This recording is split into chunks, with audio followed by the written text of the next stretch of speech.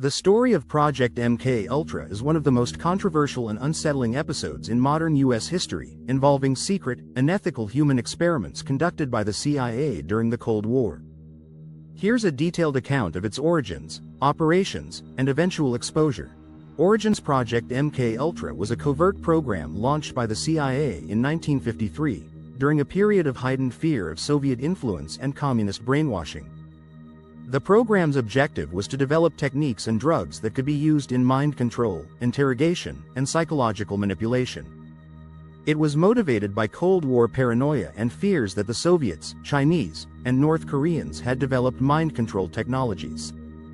The CIA sought to match and surpass these alleged advancements. The project was authorized by CIA Director Allen Dulles and spearheaded by Sidney Gottlieb, a chemist and head of the CIA's Technical Services Division. Scope and experiments. The scope of MKUltra was vast, involving 149 sub-projects conducted at over 80 institutions, including universities, hospitals, prisons, and pharmaceutical companies. Many participants were unaware they were part of these experiments. The methods included: 1. Drug testing. 1. The use of LSD, lysergic acid diethylamide, was central to MKUltra. 1. The CIA believed LSD could serve as a truth serum, or a tool to incapacitate enemies. 2. The drug was often administered without consent to unwitting subjects, including prisoners, psychiatric patients, and even CIA personnel. 3. The infamous Operation Midnight Climax involved brothels set up by the CIA in San Francisco and New York. 3. Prostitutes, secretly working for the CIA, would lure men into the brothels, where they were unknowingly dosed with LSD and observed through hidden cameras. 2. Psychological techniques. 1. Hypnosis, sensory deprivation, and isolation were used to break down subjects' mental states. 2. Electroconvulsive therapy, ECT, and other forms of psychological abuse were also explored. 3. Behavioral control. 1. The CIA experimented with subliminal messaging, brainwashing, and the effects of severe trauma on memory and behavior. 2. Some experiments involved attempts to erase a person's memory and reprogram them with new information or behavior patterns. 4. Testing on vulnerable populations.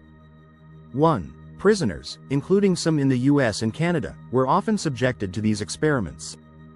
1. One notable case involved experiments at the Allen Memorial Institute in Montreal, Canada, under Dr. Donald Ewan Cameron. 1. Cameron subjected patients to prolonged sensory deprivation, forced drug-induced comas, and repeated playing of disturbing audio messages. Secrecy and ethical violations. The program was shrouded in extreme secrecy. To hide the CIA's involvement, MKUltra was often conducted through front organizations, and records were deliberately kept sparse or destroyed. 1. Consent was almost never obtained from participants, violating fundamental ethical principles. 2. Many participants experienced long-term psychological damage, including PTSD, psychosis, and even death. Exposure and public outrage. MKUltra remained secret until the 1970s. The story unraveled through a series of events. 1973 destruction of records. When the Watergate scandal began to expose governmental misconduct, CIA Director Richard Helms ordered the destruction of most MKUltra records. However, some financial records survived, providing evidence of the program. 1974 media exposure. Investigative journalism, particularly by the New York Times, began revealing CIA abuses, including illegal domestic spying and human experiments. Church Committee and Senate hearings, 1975-76. The U.S. Senate's Church Committee, chaired by Senator Frank Church, investigated intelligence agency abuses. During the hearings, MKUltra's existence was confirmed, sparking public outrage. Freedom of Information Act, FOIA, in 1977, declassified documents released under FOIA requests provided further details about MKUltra's scope and atrocities. Aftermath. 1. Lawsuits.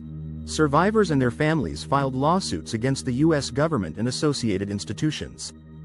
1. Some received settlements, but most cases were dismissed due to the destruction of evidence.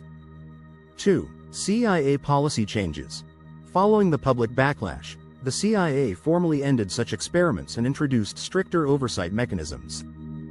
3. Cultural impact. MKUltra became a symbol of government overreach and ethical violations. 3. It has inspired countless books, documentaries, and conspiracy theories. Key figures and victims. 1. Sidney Gottlieb, the mastermind behind MKUltra, later dubbed the Black Sorcerer. 1. He retired in 1972 and expressed regret but largely evaded accountability. 2. Frank Olson, a CIA scientist who allegedly died by suicide after being unknowingly dosed with LSD.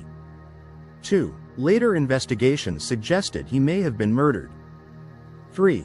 Donald Ewan Cameron. His experiments in Canada led to lawsuits and tarnished his reputation, highlighting international involvement in MKUltra. Legacy. MKUltra remains one of the most chilling examples of government misconduct, raising questions about ethics, transparency, and the limits of state power. While officially disbanded, its shadow lingers in discussions of bioethics, psychological research, and governmental accountability.